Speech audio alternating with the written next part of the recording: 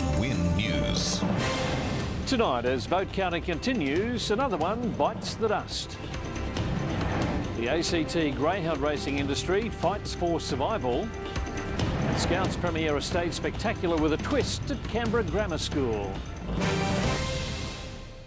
Good evening, I'm Jeff Phillips. Also tonight, an important new addition to Canberra Airport's growing art collection. Those stories in a moment, but first tonight, 3 people are lucky to have escaped serious injury after their car flipped on the Majura Parkway this afternoon. Crews raced to the scene near Tambreach Street in Majura just after 2 o'clock. When emergency services arrived, they found the driver and passengers had freed themselves from the wreckage. Paramedics assessed the 3 at the scene for minor injuries. With the vote count still underway, the Greens ACT candidate today conceded defeat. It comes as the coalition says it's now confident it will form government. Nearly a week on from polling day, the Electoral Commission is still poring over ballot papers. And though the count of ACT votes is still underway, today the Greens candidate bowed out. We've still got obviously the below the line voting to go, and we expect to perform strongly in that. But I think based on the position that we're in, it doesn't look like we'll be able to get a position in the Senate this time. Ms Hobbs's concession firms incumbent Labor Senator Katie Gallagher and Canberra Liberal Senator Zed Seselja as the ACT's representatives in the upper house. With the lower house Labor incumbents also safe in their seats, the territory's representation in the parliament remains unchanged. But the coalition says it's confident it will return to government. Well, I think it's looking very, very good. And really now it's probably just a matter of exactly how many seats we will have.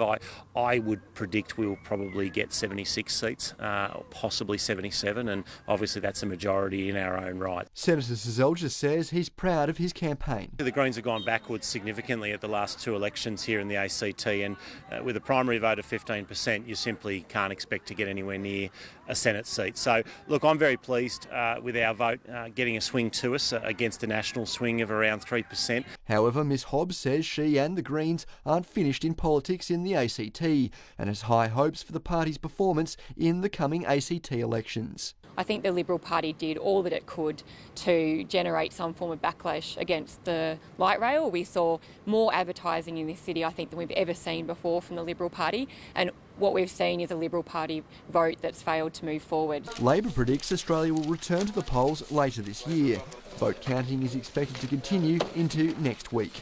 Harry Frost, Win News. The ACT Electoral Commission says the Animal Justice Party has been officially registered for the Legislative Assembly election. There are now 10 parties registered for the election, including the 2 major parties and the ACT Greens, while the Flux Party and the Canberra Community Voters are still within a waiting period for public objection. The Commission says registrations are still open, with parties wishing to register requiring at least 100 members. The ACT goes to the polls on October 15. Stay with us. After the break, a striking portrait with a story to tell goes on show at Canberra Airport. And be prepared for a Scouts spectacular stage show.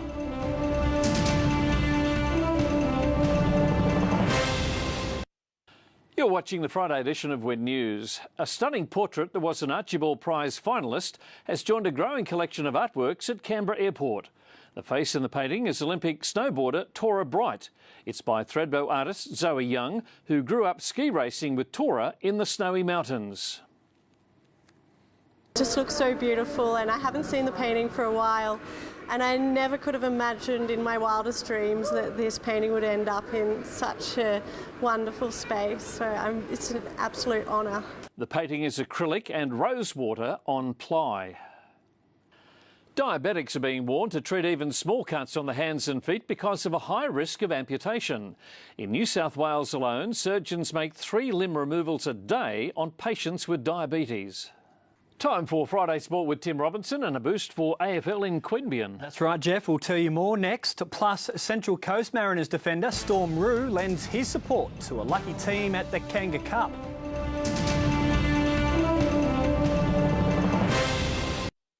Branko Lee and Jack Whiten have given the Raiders' Indigenous jersey the thumbs up ahead of Monday's clash against the Cowboys.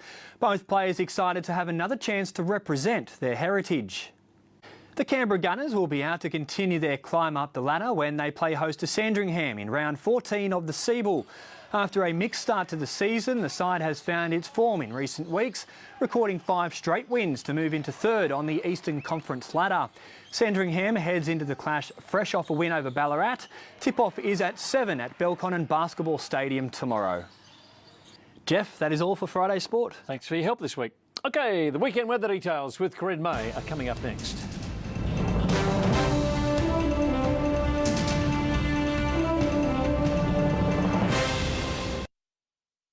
Good evening. Well, the weekend is looking partly cloudy with light winds. We could see some frost on Sunday morning. I'll have the details in just a moment. Tonight's viewer photo, this is thanks to Miriam Phillips, who took this interesting shot of cloud cover in the capital. If you have a photo you'd like to share, just email weather@wintv.com.au or you can send it to me on Twitter. Temperatures today, now Sydney dropped to 12 degrees, 15 was the top, 13 the minimum for Wollongong, Nowra 15 the top today, and Ulladulla reaching 14 degrees. Maruya dropped to 11, 13 was the maximum today, and Bega just 9 degrees to start the day. Cooma 3 degrees this morning, 2 for Bombala and Jindabyne, -2 degrees for Perisher and the same for Thredbo. Now Goulburn reaching 11 degrees, 5 the minimum for Yass, Gungahlin 3 degrees this morning, the same for Canberra and Queanbeyan, and Braidwood reaching 10 degrees today. Checking the charts, there's cloud over the slopes and ranges. An upper level trough is triggering some showers. Cloud with a low pressure trough is generating showers over the coast as well. A low over the central Tasman Sea is moving slowly east while a high pressure ridge builds across eastern Australia.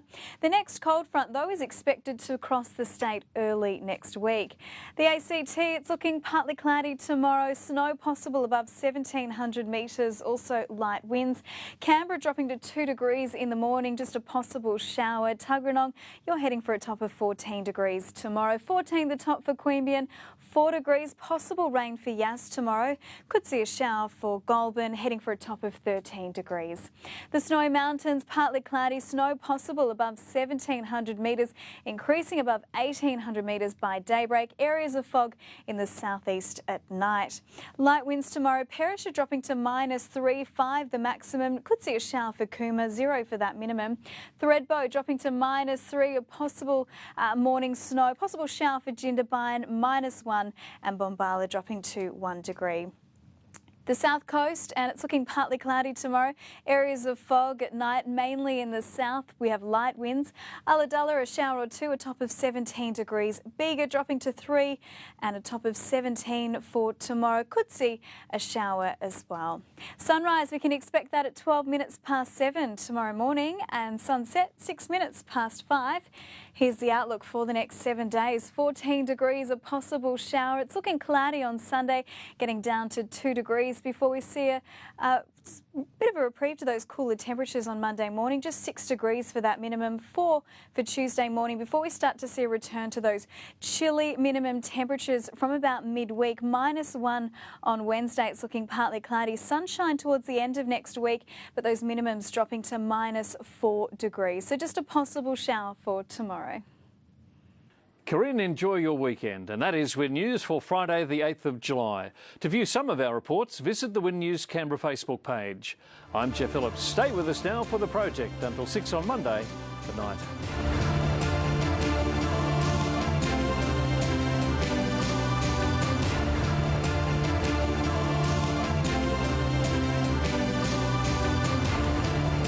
This has been a Win News presentation. Win News, Regional Australia's #1 news source.